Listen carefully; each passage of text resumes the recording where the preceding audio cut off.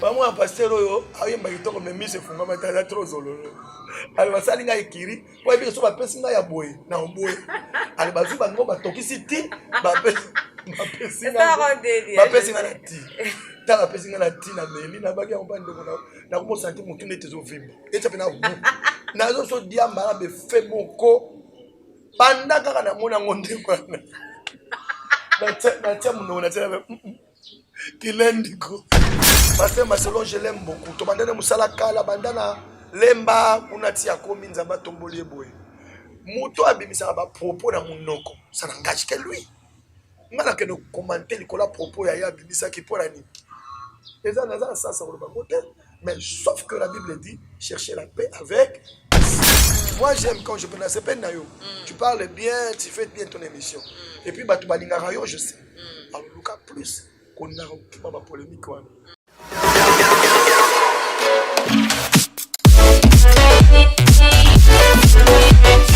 Bandeko balandiali télévision na tombeli bino mukolo malamu mbote na bino bozolanda biso partout dans le monde topesi bino bambote ebele. Alors ngai divine goli wa bino nazalaka na souci moko oyo eza koinforme bino kopesa bino bainformation sur et vrai. En tout cas na kitaka na moi na telenga na kaka mpona olukela bino bainformation oyo ekokoya kosepelisa bino. Mais déjà avant tokota na bain ya makambo na biso nasengi na bino tout bosabone massivement na chaîne na bino de télévision pe bobosana te koactive cloche ya notification po kopermettre bino bozala kocourant à chaque moment oyo tokopublie bavideo na biso. Alors on a invité la biso le Toyambi ezali le frère José Nzita oyo bato ebele bayebi. Il est très bien habillé aujourd'hui. Bonjour.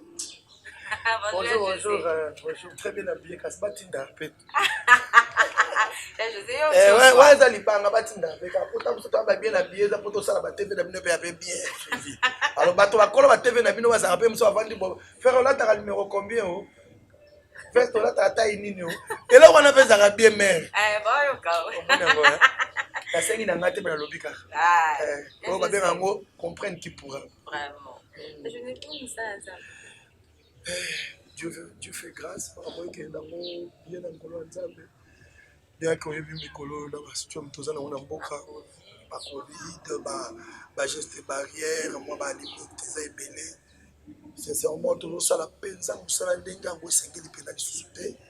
Mais bon, quand cela ne tienne tout dans ba Nzambe, nous remettons tout entre les mains de Dieu. Yenda yebi ndanga azo coordonner na république, na ba église, na ba santé na biso na nyonso. Voilà. Santé album na marché.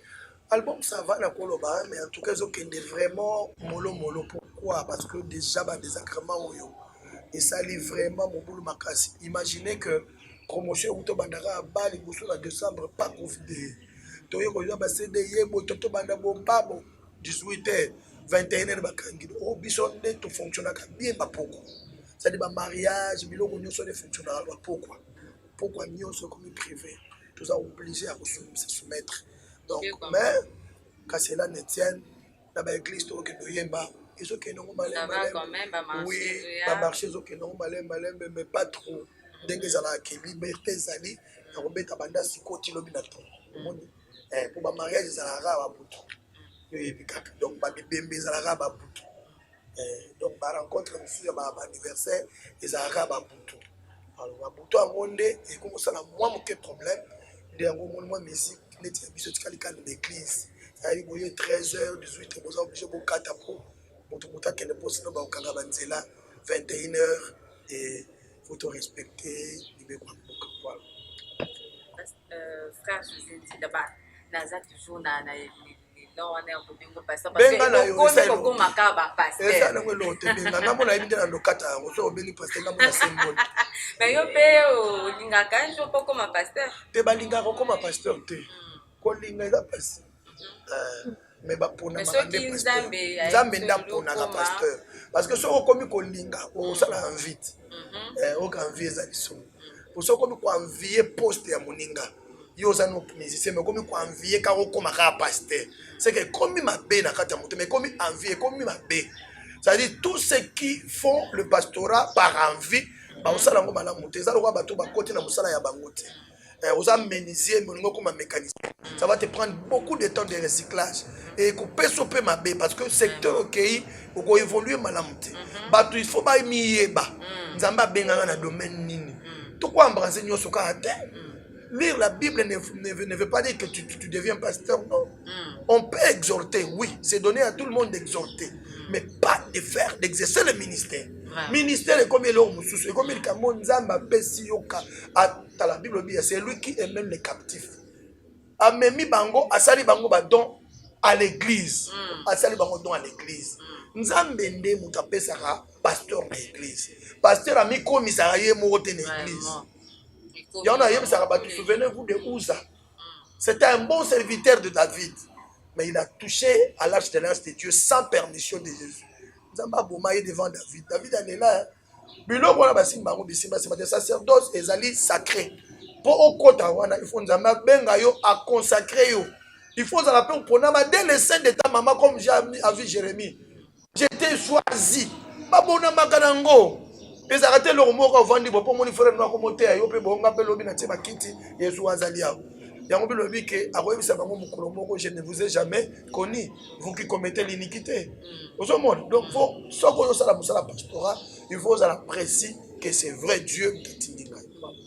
Je sais tu peux assister à un scandale belé l'année 2020 les cas quand on a une abomination, basali nzambe, ba nudité na ba on a vraiment te ko benga on a ndenge ba bengela rango parce que moi non mon a un peu kilo donc tu peux assister à ba nudité à basala nzambe ba chanteur chrétien na ba o pena to banda ko kanisa te que akoko sale loko wana to assister nango koko lobani vraiment par rapport na non mais Dieu c'est lui qui gère le temps maman ko lobani nzamba l'équipe biso nyonso na mawa.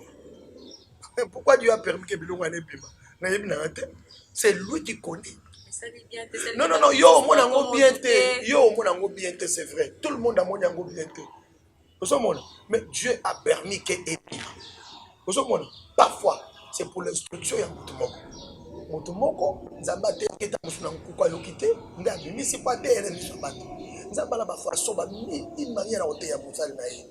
Ayebita musona te yakyo na nkuko boyi bona bimisona no boyi po yoka soni. Osomona, peut-être mo yoka soni okozongela ngamo osala ngo lisusu ezate qui c'est ça c'est ezaba estimation na ngai. Je ne suis pas à la place de Dieu. Mais la Bible dit qui dira qu'une chose arrive sans que l'Éternel ait ordonné. Donc ça veut dire tout ce qui nous arrive c'est l'Éternel qui ordonne. Que ça soit en bien ou en mal.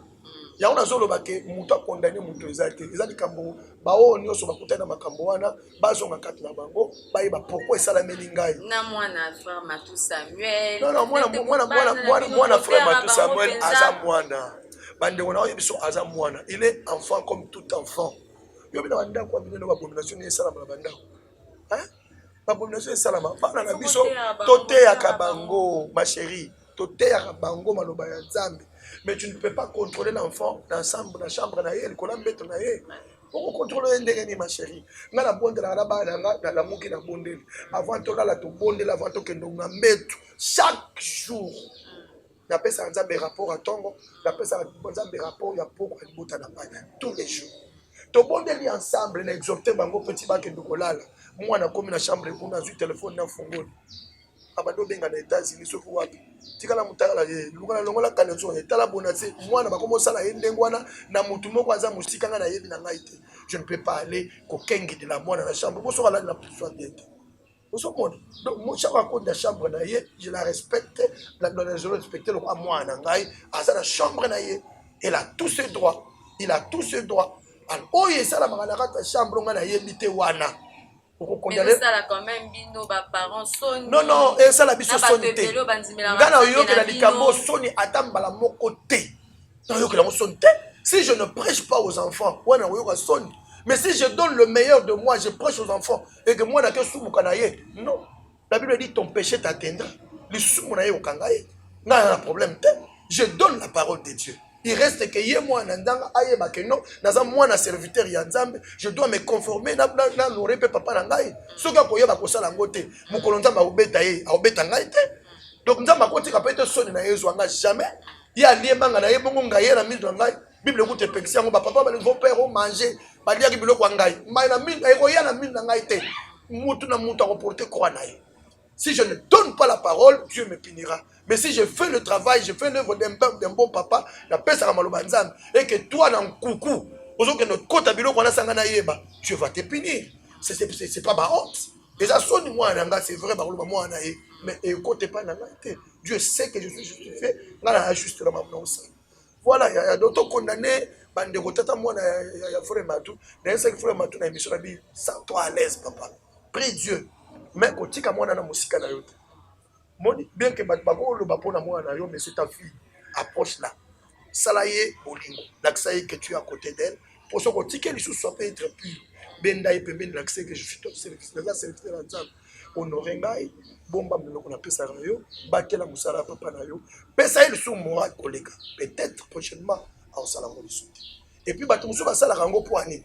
Pour ba onuire na biso ba papa na bango. Akani na papa na yo azwaka yete akoti na nzela mwana tanga kosala bongo ayebi ke ngam na oyoka soni ozomona biloko mutu eza wana yango nous disons à nos enfants ça très attention parce que nous sommes exposés bino pe lokwa boza bana biso boza exposés bozala mayele po mutu mutu ba je t'aime na kosi yo mutu aligaka ya kolunga banolongolo la bilamba te bani ndenge ekomami na verset bilo biso boza ba fiancé kutu kokongona na banzo te. Bon, yo kutuna nukuto za musika la poto bali mwana ngote déjà on obisa ye longola bilamba. Est-ce que c'est un bon mari pour toi? Ou azo bandela ko exposer on ndengwana longola bilamba ambali malamu pona. Sinon so azo yaka pour profiter dans autres na yote. Voilà. Donc bazala mayele. Merci beaucoup frère José. Ezape na makambo za koleka likolo moi mingi concernant pasteur Denis. Oui. Azo lobaloba moi trop na ba réseaux sociaux. Na conflit na ye na ya edi ye pasteur ya edi catcher tina na niveau ya kolaka na baliwa oloba nini ngai na oloba makambo papa de Nilesi botu na rango ngate na olinga na ngo te na oloba pe eloko te à propos ya makambo ya papa de Nilesi na yebi ye prophète un point c'est tout c'est il me prêche la parole na yeba l'église na yeba la mingi na yebi que c'est un homme de Dieu ate ya kakolo banzambe niveau ya komi lelo yonde muto kochele micro otuna ye papa pourquoi okomi na niveau oyo eloko nini ememi limbisa ngai soki na oyebisa ye faut ezala nkuku na tv il faut na luka ye nga moko parce que na yebi ndako na ye. Donc question wana la télévision ça ensemble s'objet. Oui bi ke ya lobaki que bino nyonso ba gentre chrétien pour ko yebise lo côté. Po bino mo boko ko gérer ba foyer na bino te, bozo divorcer heure nyonso. Donc ba scandale et belé ça les makara à travers bino donc bino mo konde bozana donc bozana lo côté. Ata muke yo yebise. Ya ona so loba. Lokola naza lo ko yebise te. Soko zo poser la question na loba likolo la télévision pour na ye. Na loba na ye nini wa koyoka. Tam super koyoka ngai te. Au moins ce kango. Donc je ne veux pas entrer dans ces polémiques. Je sais que c'est un homme de Dieu. Oyazo Salawana, il est conscient. Donc c'est à lui de poser la question. Papa de l'espoir ni boy. Yende mutako expliquer bino. La minute naza boy. Naza na besoin ya kosola makambo na TVT pour na yebite lo ni na koloba ya ye na yebi. Exact. Mais je reconnais que c'est un prophète de Dieu, c'est un serviteur de Dieu. Il y a l'église l'Arche de Noé. J'ai plusieurs fois joué là-bas chez lui. Oui. J'ai du respect pour lui. Oui, on a point du barre. respect pour lui. Point barre. Ok, merci beaucoup. Frère José Ndita, Congo Nouveau, on s'inspira qui n'a oui, d'ailleurs, c'est la seule route où je suis allé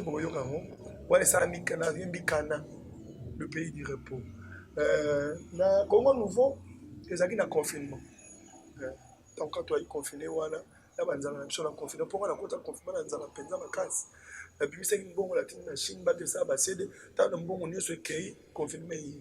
Donc je n'avais rien à la maison mais kolo na mona ki penza na confinement wala kaza nzambe oya lesa ki eli na torrent de Kérit eza pena yi après ça ka eli biloko na torrent de Kérit na tongo kombo yokotikele bisi na pokwa kombo ina musungu atikeli. On a confinement. Il y a le Dieu de confinement. Mais quand il y a confinement, sur d'autres cieux,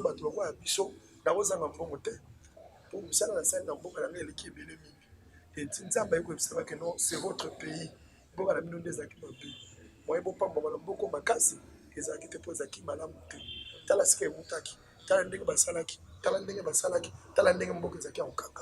ndesika na kozwa révélation na yebaki wana omoni ezalaki te lisolo mona avandaki neti na concevoir c'était vraiment une révélation oyo nzambe apesaki nga na yeba nde ntango naye koyeba ngo petit tout le monde d'accord, même le chef était d'accord et tout ce qui était à côté du chef bato nyonso basepeli nango.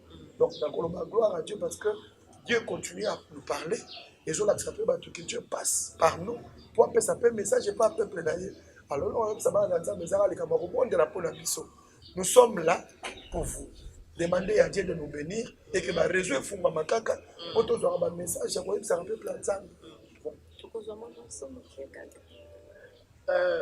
Congo Congo mboka na ngai pangusa mai na miso nzamba yo kikolela na yo Congo sukola longolela matanga olata oyo ya feti pokala te yozosepela na yo.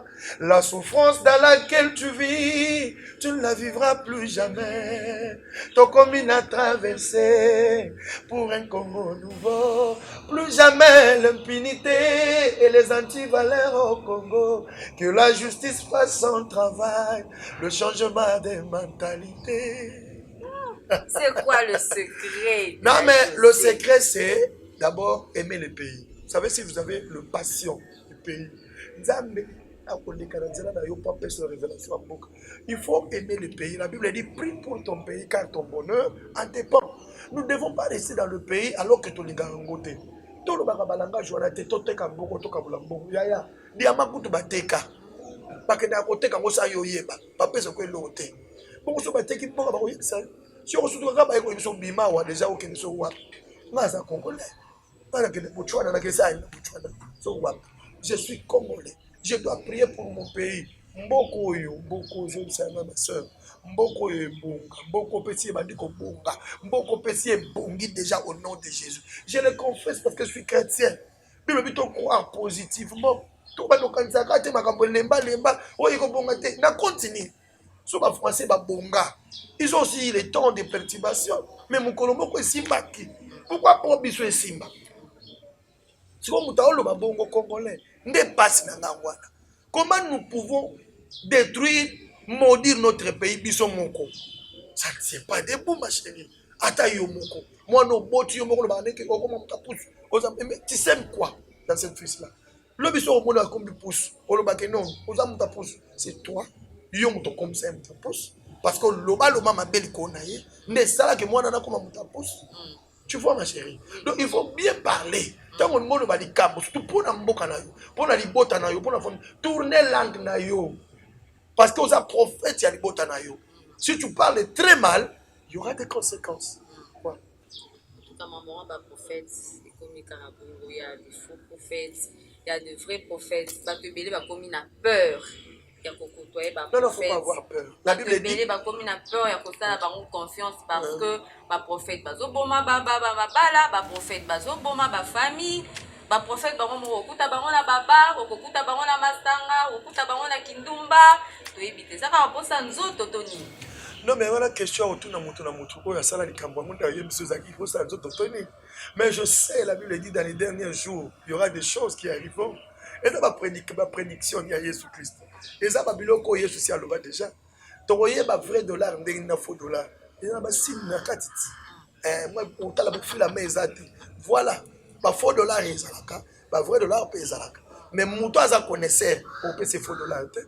Moni Bible zo yebisa biso lobi le Saint-Esprit lui-même vous enseignera toutes choses.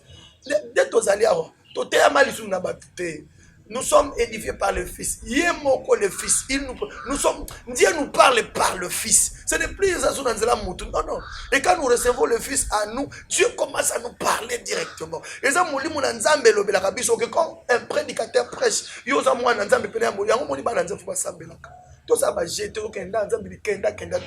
tu dois prier, savoir si celui qui se met devant toi, c'est un vrai serviteur ou c'est un faux. Le souci là que tu as là, Dieu va te révéler. Mais quand tu fais rien, amen, mais c'est pas bon aussi. C'est pas bon parce que tu dois demander. Les chrétiens de Béré, les chrétiens sont très sages. bataille une église, pour vérifier l'écriture. C'est comme ça, nous devons être comme ça. Ce n'est pas tout ce que le pasteur nous dit, non. Il y a des choses qui sortent, et ça peut être un sentiment. Amen. Et bandeni.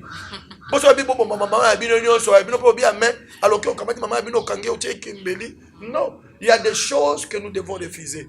Mais pour refuser, en gros, il faut éliminer. Il faut éclairer par l'esprit. Il faut nous devons demander l'esprit de discernement.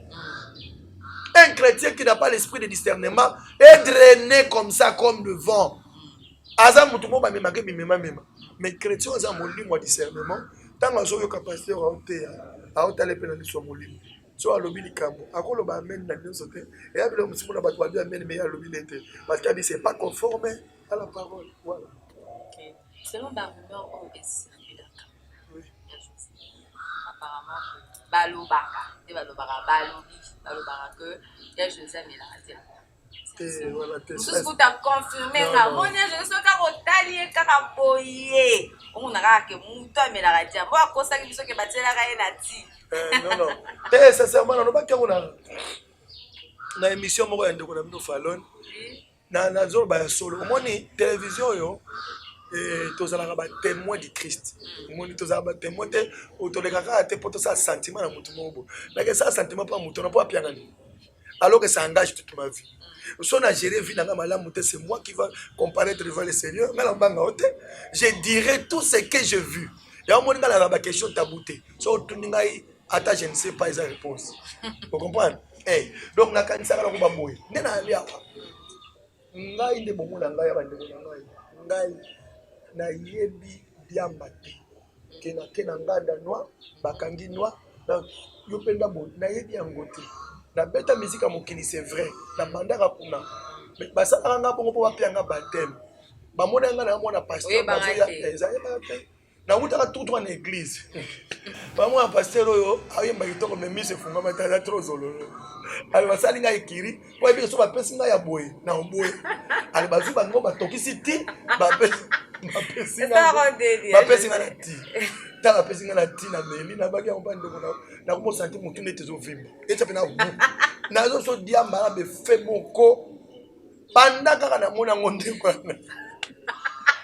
na tia muno na tia kilendiko na lapa diamba donc na tia na yeba tana kwa singa ba message ba no seka nga ba bio omeli diamba mais tia ngo zaki gua ça il faut se le dire ça il doit sinda moni makaza sinda donc diamba teka o mapu te diamba yango moko ba tokso na ti oh na zo solo na melaki yango ba tie sukali pena bona mejo eza groupe na kwa makasa sinda moni ba bulukutu neti bulukutu neti sinda na zo na zo ka ba balambelinga bulukutu do balambelinga sinda na ba no mela na melaki yango pe trop ko mbimba ba dia ba mtama be nzamba ni msabino bosi ali msabino deja moya utaka kombola bineza te na yebi bino bolu toksela ngam ko boseka inyam donc na ngai ça va ndeko nzonzo musokola sala bato ezala ngo ya original neti ngai na bina na ngate pona buti to pona whisky na mela whisky te so tu moi c'est ngo timba na ebiso papa non na yebi kwa whisky te na misala fort na ninga masanga me ninga te masanga na meka na ko bololo na wala tuna masanga mela masanga ba yoka na meka masanga me eboya ngati na sundola donc naza oyo bato babangaka nde nzunzu na ngai. Je suis vraiment clair avec le Seigneur dans le makambo ngana omona ona omona na ngate na olobate siko ba vérité na ngana banzunzu na ngamona oloba boye bato bakazaka neti diam et puis musique na beta eza musique ya mouvement na linga musique ona mingi reggae na bina musique zulu lokwa ba zulu makolo kopina na siko bato bakanzaka bako soti wana bakia wana bakazaka effet ya diam. Oh, Saint-Esprit a compensé le quoi na makasi ko leka diam. Moni Saint-Esprit soit côté kat na yo oko bando soto le ki camion na molai. Parce que c'est lui yim ta omema yo. Donc na yipsi bando ko batala ngai. Arrêtez avec le penser ya mabe. Penser ce qu'on dit à mabe. Non ça la chose qu'on passe ya moi. Les gens parlent à mal de nous. Mais ils ont battu qui ba yibiso. Ya on m'a bende ce ko ya moi. Tu as interdit ça, c'est pas bon hein, de parler à mal de quelqu'un alors qu'on est bien malade. Et c'est un péché. Mingi bozana ngo ba journaliste ba bino. Bo kende bo vanda boko yibisa makambo ya mutu bo yebite boko bolo. Éviter ba péché no wana ba chéri. oza na TV éviter yango. Ça veut dire que yebi likambo yo mutu wana salaki yango te ata mutu alobi yango loba ça n'engage que toi. Boya yango na TV bamona ke yo okoti na pa wana te. Mais soki yo ozo seka et ozo kota makambo amona ke bino mbale boza panier moko. Basumu musona bien le péché communautaire. Basumu ya kolongota na babala. Il faut pas entrer là. So yebi likambo ba je ne connais pas. En tout cas, wana ozoloba yo muto yebi yango ngai na yebi yango te bakomona pena na bato ndako babiki no journaliste on a ça épargné ye anganité donc bakokondane siko muto oloba makambo et tout ça se comprend très important na bato balanda parce que nous avons des psychologues, des sages, des chrétiens, des gens spirituels qui nous suivent donc tant oloba makambo otala bazo jauger yo peu spirituellement wala niveau ni mais tout ça se comprend. Donc, la mission de Salaka, et que Kotombolo Balamoko, mais subitement, et qu'au Bamba, on a ces poum aussi les valeurs. Il faut faire très attention qu'on ne n'importe quoi. Oui, bon, par rapport à Makambo, pasteur Marcelo, que l'église catholique, ils ont salle d'attente pour la filles. Je ne dirais rien à cause à propos de la Bambo. Pasteur Marcelo, je l'aime beaucoup. Tomandana Moussalaka, la bandana. Lemba unati akomi nzamba tomboli boye muto abimisa ba propos na munoko ça n'engage que lui ngala que nous commenter likola propos ya abimisa ki pour ani eza naza ça ça le bamote mais sauf que la Bible dit chercher la paix avec tous. Voilà ce que je peux dire à pasteur Marcelo, chercher la paix avec tous. La vérité est bien mais faut la non omoni ata bango pe ba ko sala ngote to za bananza on peut pas tout soigner autour de la parole eza biloko yo c'est Dieu qui juge, c'est Dieu qui nous connaît. Sauf que comme il s'est justifié on dirait biso peut te bilika et là so ba lobelo bonga ba te ba finga na trop afin que pendant les cambo italien mo te motali pe bo mo ntina olanda yepe eza na ngote parce que en toi tu ne te reproches de rien. Si on se reproche dans le côté, tu as gagné, ça le côté. Donc le conseil n'a pas ça à toi, surtout les frères catholiques, ne dites rien. Si vous ne sentez rien en vous, restez calme. Bible lobby, pied soiseau le baye moko, ba tout cabine, ba finga bino ba magicien, ba ko lobela bino mabe, mais vous gardez silence. Et tout ça se comprend. Donc ce qui est soit péki ça qui biso to lomba, pour que le baga point. Pour la zone, n'accepterez-vous pas quelques injustices des gens? Nous devons accepter ces injustices. Ce n'est rien. Nous ne pas foulou. Foulou jamais discuter. On peut voir qu'ils aient bon langote. Ato bois qui nie. Ato bois qui bilongo sika. Ato bois qui akala. Hier le quoi ça foulou. Musani usani. Koyamba kaka. Voilà. Donc un enfant de Dieu est comme ça. Et on a aussi un gars pasteur. Nakuna. Toujours ça là. Honneur à Jésus Christ au Congo. Gardons l'honneur de Jésus. Voilà. D'ailleurs, je suis tout avec le maintenant. Frère José dit Taïepé, Azondi Makefali pour passer numéro 1. Moi j'étais étonné. Parce que depuis que frère José dit Yazaka Kalamakambo Nzambi. Malgré que tout le monde capé au boy na yo koloba makam na ye, Yazako appuyé vraiment à 100% Fali pour parler que Fali pour passer numéro 1. En tout cas, on va pas faire un autre beaucoup de makambo na te. Na yebi angote na loba angote ba ndekuna ngai. Est-ce que l'on s'en appelle mission à Bomoté? Fali, je le connais comme un artiste congolais. Et s'il est donc point barre. Est-ce que là, on a la polémique on a dit. D'ailleurs, on a le numéro 1 pour moi, on a joué la musique on a ngala kota la musique on a dit na fréquenter la moté. Na fréquenter la musique en gote na kuka en gote la mona bango ba frère nanga parce que toi ba congolais abo ya. To suka wana na bango.